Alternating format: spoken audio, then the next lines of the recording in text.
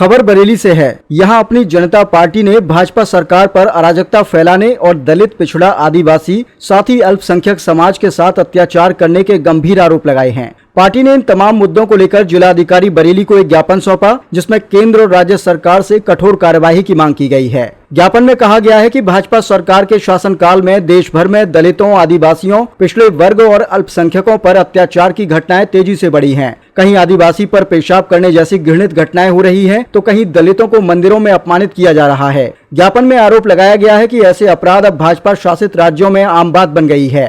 Party ने कहा कि भाजपा शासित राज्य अब जंगल राज में बदल चुके हैं, जहां कानून व्यवस्था पूरी तरह ध्वस्त हो चुकी है। ज्ञापन में उत्तर प्रदेश को गुंडों, माफियाओं और अपराधियों का ठिकाना बताया गया है और कहा गया कि अपराध रोकने में सरकार पूरी तरह नाकाम रही है। ज्ञापन के अनुसार हत्या, दहेज हत्या, महिला उत्पीड़न और दलित, पिछड़ा वर्ग पर हमलों के मामलों में उत्तर प्रदेश देश भर में शीर्ष पर है। पार्टी ने यह भी कहा कि अपराधियों को सजा देने के बजाय सरकार उन्हें बचाने का पाप कर रही है, जिससे समाज में भय और अन्याय बढ़ता जा रहा है। ज्ञापन में केंद्र सरकार पर भी गंभीर आरोप लगाए गए। कहा गया कि सर्वोच्च न्यायालय के मुख्य न्यायाधीश पर जूता फेंकने जैसी निंदनीय हरकत लोकतंत्र और संविधान पर हमला है। लेकिन इस घटना को हुए 15 दिन बीत जाने के बाद भी सरकार ने किसी आरोपी पर कानूनी कार्यवाही नहीं की है, जो सरकार की मिलीभगत को दर्शाता है। ज्ञापन में जिलाधिकारी के माध्यम से सरकार से 5 प्रमुख मांगे रखी गयी। मुख्य न्यायाधीश पर हमला करने वालों की तत्काल गिरफ्तारी की जाए। SC, ST, OBC और मुस्लिम समाज के युवाओं की हत्याओं पर प्रभावी अंकुश लगाया जाए। दलित और पिछड़ा वर्ग की महिलाओं के साथ हो रहे बलात्कार, दुराचार और हत्याओं के मामलों में सख्त कार्रवाई की जाए। ऐसे मामलों में लापरवाही बरतने वाले अधिकारियों पर भी कड़ी कानूनी कार्रवाई हो।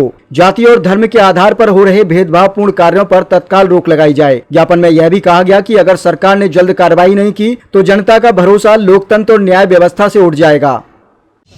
प्रेमराज मौर्य आज आप यहाँ पर आए कलेक्टर, क्या कुछ हम अपनी जनता पार्टी के जिला अध्यक्ष होने के हैसियत से धरना प्रदर्शन के बाद माननीय राष्ट्रपति, महामहिम राष्ट्रपति जी को ज्ञापन सौंपने आए हैं द्वारा जिलाधिकारी महोदय। क्या मांगे हैं?